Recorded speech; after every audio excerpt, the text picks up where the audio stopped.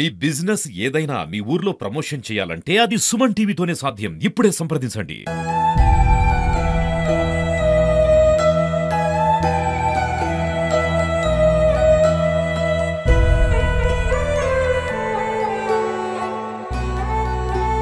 MRO గారు ఇన్నిసార్లు ఈ రోడ్ పైకి వెళ్ళిపోతారు, ఒక్కసారి కూడా ఇలాంటి పరిస్థితి అర్థం కాదా? నిజామాబాద్ జిల్లా ఆర్మూర్లో ఒక వృద్ధురాలిని ఆమె మానసిక స్థితి బాగోలేకపోవడంతో ఇక ఇంటి వాళ్ళే ఆమెని రోడ్డు మీద వదిలేయడం జరిగింది. ఆమె దాదాపు 70 సంవత్సరాల ఆ వృద్ధురాలి మెంటల్ గా డిస్టర్బ్ ఉండడంతో మానసిక పరిస్థితి బాగోలేకపోవడంతో ఆమెని రోడ్డు మీద వదిలేసినట్టు చుట్టుపక్కల ప్రజలు కూడా చెప్పడం జరిగింది. గత 3 రోజుల నుంచి ఆమె చలికి వణుకుకుంటా కూర్చోవడంతో చుట్టుపక్కల ఉన్న స్థానికులు ఆమెను చూసి ఒక చెద్దరు ఆమెకి ఇవ్వడం జరిగింది. ఆ చెద్దరుని కప్పుకొని ఆమె రోడ్డు పైనే పడుకొని ఉండటం చూసి స్థానికులు దానిని చూసి చలించిపోయారు. ఆ వృద్ధురాల్ని ఒక అనాథాశ్రమంలో చేర్పించాలని చెప్పేసి కూడా స్థానికులు చెప్పడం జరుగుతుంది.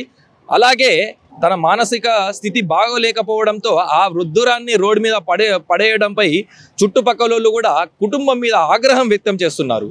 ఇక కుటుంబ పరిస్థితి బాగోలేకపోవడంతో అలాగే ఆర్థికంగా ఇబ్బందులు పడుతున్న నేపథ్యంలో ఈ వృద్ధురాలిని గత వారం రోజుల కిందట తహసీల్దార్ ఆఫీస్ దగ్గర వదిలేసిపోయినట్టు కూడా తెలుస్తుంది. ఇలాగే ఈ చలికి వణుకుతున్న సమయంలో చుట్టుపక్కల ఉన్న ఒక స్థానికుడు చూసి ఆమెకి ఒక రగ్గు కూడా ఇవ్వడం జరిగింది. ఆ రగ్గును కప్పుకొని అదే చలిలో రోడ్డు పక్కన పడుకొని ఆమె కంటనీళ్లు పెట్టుకోవడంతో చుట్టుపక్కల ప్రజలు గమనించి ఆమెని అనాథాశ్రమంలో కూడా చేర్పించాలని చెప్పేసి కూడా చుట్టుపక్కల ప్రజలు కోరడం జరుగుతుంది.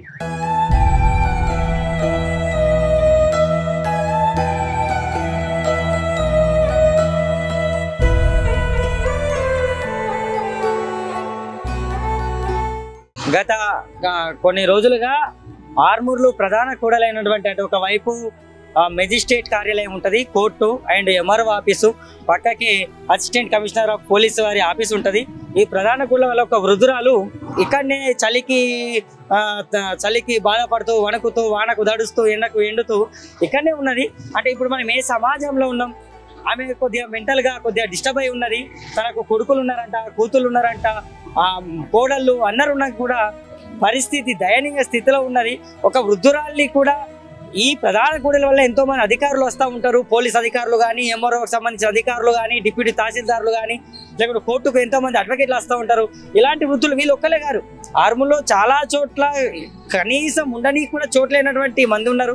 ఇలాంటి వృద్ధుల పైన అసలు పోలీసులు చర్యలు తీసుకోవాలి. అసలు ఆమె పిల్లల్ని కానీ ఈ స్థాయి దాకా వాళ్ళని పెంచి ఈరోజు ఆమె రోడ్డు మీద వదిలేసిన పరిస్థితి వచ్చిందంటే ఎట్లా? ఇలాంటి వృద్ధుల కోసం షెల్టర్లు ఏర్పాటు చేయండి, ప్రభుత్వం చర్యలు తీసుకోండి. ఎంఆర్ఓ గారు ఇన్నిసార్లు ఈ రోడ్డు పైకి వెళ్ళిపోతారు, ఒక్కసారి కూడా ఇలాంటి పరిస్థితి అర్థం కాదా?